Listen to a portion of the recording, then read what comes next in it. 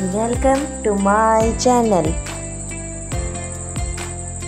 प्यारे बच्चों, आज हम सीखेंगे काफ से बनने वाले अल्फाज। गाफ से गारी, गाफ से गाय, गाफ से गाजर, गाफ से गुलहरी,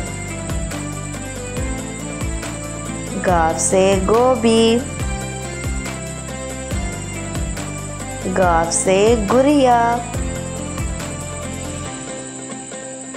गाफ से गुलाब, गाफ से घड़ी।